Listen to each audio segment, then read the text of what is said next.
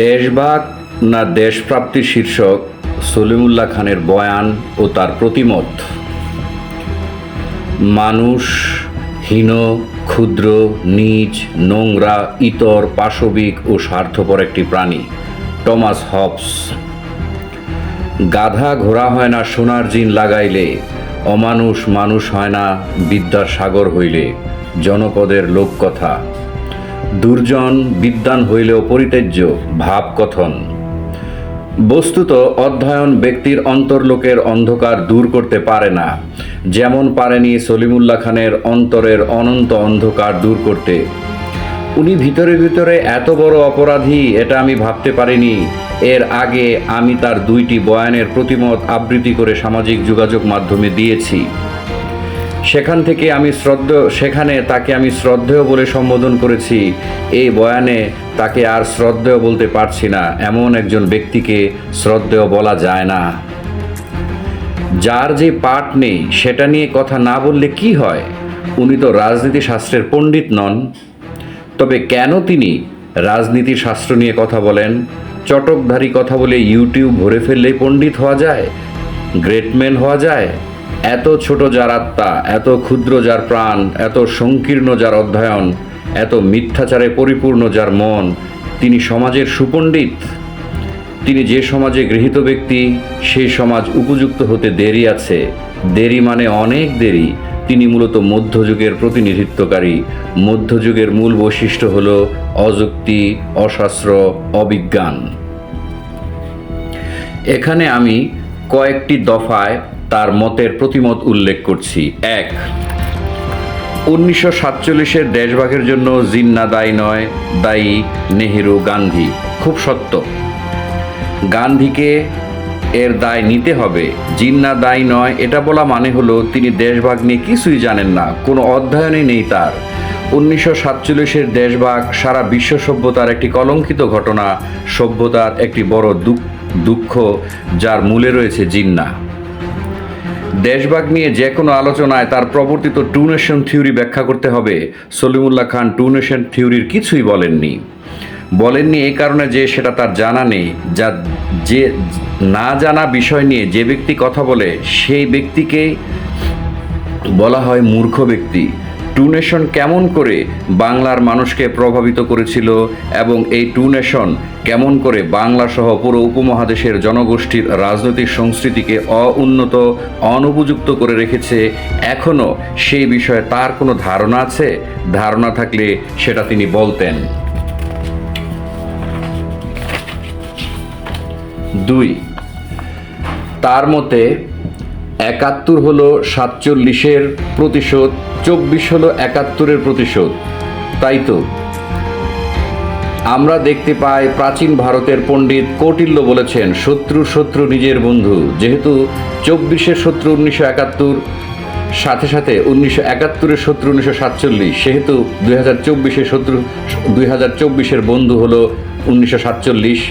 1947 ও 2024 বনাম 1971 বিষয়গুলো কি? সভ্যতার বিকাশের পর্বে, মানব সমাজে জ্ঞান বিকাশের পর্বে, যুক্তিবিজ্ঞান প্রতিষ্ঠার পর্বে এই ঘটনাগুলোর কোনটির অবস্থান কোথায় সে বিষয়ে যদি তার কণামাত্র এলেম থাকতো তবে তিনি তা বলতেন। জ্ঞান তো দূরের কথা, জ্ঞানের কণাও তার নেই, অথচ তার কথা আমরা শুনি আর ক্রমান্বয়ে মূর্খ হই। মূর্খ নির্মাণের অভিযাত্রায় তিনি ইতোমধ্যে বোধহয় পুরস্কারও পেয়ে গেছেন। 3. শেখ মুজিব জনগণের নেতা নন। আমি যদি বলি আমাদের মাথার উপরে যেটাকে আকাশ বলি সেটা আকাশ নয়, তাহলে সেটা কি? বিস্মিত হয়ে জিজ্ঞাসু চোখে তাকিয়ে থাকা ছাড়া আমাদের মানুষ সেই মুহূর্তে কি করবে? তাত্ত্বিক এবং ব্যবহারিক এই উভয় দিকে শেখ মুজিবকে বলা হয় জনগণের নেতা, এবং শেখ মুজিবের আগে কোনো বাঙালি বাংলাকে শাসন করেনি। 1000 বছরের বাঙালির বিকাশের পরিক্রমায় শেখ মুজিবে একমাত্র বাঙালি যিনি বাঙালিকে সার্বভৌম অবস্থায় নিয়ে গেছে। এ কারণে তাকে বলা হয় 1000 বছরের শ্রেষ্ঠ বাঙালি। রাজনীতি বিশ্লেষণের সূত্রসমূহ group theory, structural functional theory, rule theory, psychological theory, traditionalism, behaviouralism, leaderism, leadership theory, charismatic leader ইত্যাদি হলো রাজনীতি বিজ্ঞানের সূত্র, যার মাধ্যমে রাজনীতি নেতৃত্ব বিশ্লেষণ করা হয়। এইসব সূত্রসমূহ শেখ মুজিবকে মৌলিকভাবে একজন মৌলিক জননেতা হিসেবে মূল্যায়ন করে, একাডেমি স্বীকৃতি দেয়। স্থানিক, আঞ্চলিক, আন্তর্জাতিক মনীষী ব্যক্তি, রাজনৈতিক ব্যক্তি শেখ মুজিবের নেতৃত্বকে মৌলিক নেতৃত্ব বলে থাকে। বলা হয় জনগণ ও শেখ মুজিব একই সত্তা। এমনকি শেখ মুজিব ও রবীন্দ্রনাথ একটি দার্শনিক বিশ্লেষণ শীর্ষক প্রবন্ধে শেখ মুজিবকে রাজনীতির কবি হিসেবে উল্লেখ করা হয়। শেখ মুজিব জনগণের নেতা নন, এমন কথা যে মানুষ বলতে পারে সে মানুষ কেমন করে একজন বিদ্বান হতে পারে। 4. শেখ মুজিবের একিলিস হিল। শেখ মুজিবের কোনো একিলিস হিল ছিল না। বাংলার একিলিস হিল হলো সলিমুল্লাহ খানের মতো ব্যক্তিবর্গ। বাঙালি জাতির এই সকল একিলিস হিল এই বহমান বাংলাকে চিরদিন ক্ষতবিক্ষত করেছে। পাকিস্তান ভেঙেছে বলে অন্তরটা এত পুড়ে কেন? পাকিস্তান তো আমাদের সেই ক্লাসিক যুগের দাস সমাজের মর্যাদা দিয়েছিল। পাকিস্তান ভাঙা মানে ইসলামের ভাঙন নয়। পাকিস্তান ইসলাম ধর্মকে ব্যবহার করে মধ্যযুগের শাসন কায়েম করেছিল। শেখ মুজিব সেই শাসন থেকে আমাদের উদ্ধার করেছে। 5. শেখ মুজিব স্বাধীনতার ঘোষণা না দিয়ে আত্মসমর্পণ করেছেন। এমন একটু অহেতুক বক্তব্যের যৌক্তিক জবাব কি হতে পারে? 25শে মার্চ 1971 সন্ধ্যায় তিনি রাজনীতির প্রবাদ পুরুষ শ্রদ্ধেয় সিরাজুল আলম খানের কাঁধে হাত রেখে বলেছিলেন, সিরাজ, হিয়া আজ আমার সাথে খুব খারাপ ব্যবহার করেছে। ওরা আজই বোধহয় আঘাত করবে। কাউকে বলিস না, আমি বাসায় থাকবো। আমাকে না পেলে ওরা সাধারণ মানুষের উপর ভয়ঙ্কর তাণ্ডব চালাবে। সেই রাতে নিজ ঘরে থাকার দুঃসাহস যে মানুষ দেখাতে পারে, সে মানুষের বুকের পাটা কত বিস্তৃত তা বোঝা যায়। তাছাড়া আমরা কি ভুলে গেছি বীর পুরুষদের চরিত্র কেমন হয়? এই বিষয়টিকে সলিমুল্লাহ খান বলল তিনি আত্মসমর্পণ করেছেন। মানুষ কত ছোট হতে পারে? 6. শেখ মুজিব 25শে মার্চ রাতে বার্তা পাঠিয়েছেন, এটা মিথ্যা দলিল। যে এটাকে মিথ্যা বলল তিনি জন্ম থেকে এই পর্যন্ত মিথ্যাবাদী।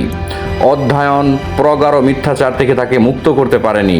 25শে মার্চের সন্ধ্যায় দেওয়া শেখ মুজিবের বার্তাটি 26শে মার্চ সকালে ইস্ট পাকিস্তান পুলিশ ওয়্যারলেসের মাধ্যমে প্রচার করা হয়। সেখানে তিনি বলেন, enemy struck us, hit them back, victory is ours ইনশাল্লাহ, জয় বাংলা। দেশের মানুষ এই ঘোষণা শুনেছেন। 26 আগস্ট ভোরে শ্রদ্ধেয় সিরাজুল আলম খান লালবাগ থানার ওসির কক্ষে বসে এই বার্তা শোনেন। 7 মার্চ 1971 ভাষণে স্বাধীনতার ঘোষণা দেওয়া হয়েছে, এটি আওয়ামী লীগের মিথ্যা মিথ। ঠিক এই জায়গাটায় সত্তা হিসাবে সলিমুল্লাহ খানের সামগ্রিক মূর্খতার পরিচয় জাজুল্যমান হয়ে ওঠে। এলেম এবং তার উপলব্ধি কতটা অহেতুক হলে, ফালতু হলে ব্যক্তি এরূপ মন্তব্য করতে পারে। রাজনীতির পাঠ যার ভিতর শূন্য, সেই মানুষ রাজনীতির বয়ান করে? ছি! 7 মার্চের ভাষণ নির্ভেজালভাবে স্বাধীনতার ঘোষণা। এই ভাষণের মর্মার্থ তার মতো মূর্খ কি করে বুঝবে? আর যদি একটা গুলি চলে, পলিটিক্যাল টলারেন্স। আমি যদি হুকুম দিবার নাও পারি, ডিরেক্ট ডেমোক্রেসি। ঘরে ঘরে দুর্গ গড়ে তোলো, ওয়ার স্ট্র্যাটেজি। আমাদের যেন বদনাম না হয়, sense of prestige. Bengali non Bengali, political integration. যদি ন্যায্য কথা বলে আর যদি একজনও হয়, পলিটিক্যাল জাস্টিস। এবারের সংগ্রাম মুক্তির সংগ্রাম, পলিটিক্যাল ফ্রিডম। এবারের সংগ্রাম স্বাধীনতার সংগ্রাম, পলিটিক্যাল ইন্ডিপেন্ডেন্স। এইসব জানা আছে সলিমুল্লাহ খানের। তিনি একজন অপাংতেয় আর অস্পৃশ্য ব্যক্তি বাঙালি জাতির জন্য। 8. এটা একটি অতি মূর্খ আলোচনা যে 1971-এর 7 মার্চ, 25 মার্চ, 26 মার্চ ইত্যাদি সময় ধরে বাংলাদেশ নামক রাষ্ট্রের অভ্যুদয় ব্যাখ্যা করা। বাঙালি জাতির রাজনৈতিক বিকাশে 1952 থেকে 1971 পর্যন্ত সময় জাতীয়তাবাদের কাল, যেটাকে বলা হয় আধুনিক যুগ।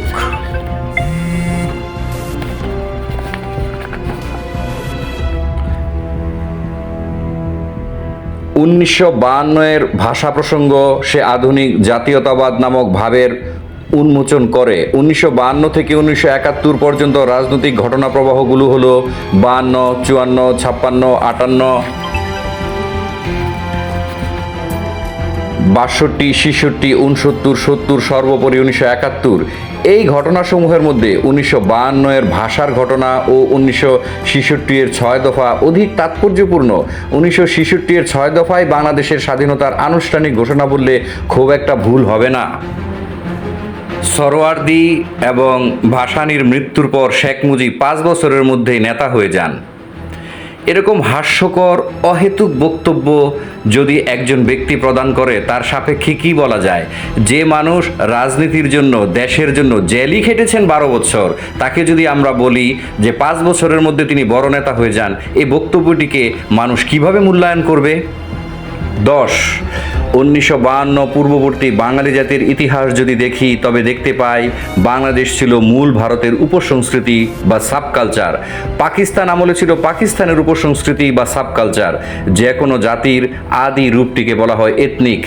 বাঙালির আদি রূপ এথনিক, যেটির বিকাশ এমন: এথনিক গ্রুপ, পিপুল, ন্যাশনালিজম বা জাতীয়তাবাদ, স্টেট বিল্ডিং বা রাষ্ট্র গঠন 1971। পুরো প্রক্রিয়াটি একটি 1000 বছরের পরিক্রমা, যা 1971 খ্রিস্টাব্দে এসে চূড়ান্ত পরিণতি লাভ করে। পরিশেষে ব্যক্তিক আকুতি যখন সমষ্টির আকুতিতে রূপ নেয়, কিংবা সমষ্টির আকুতি যখন ব্যক্তিক আকুতিতে রূপ নিয়ে বাস্তব সফলতা বয়ে আনে, তখন সেটা ইতিহাস হয়।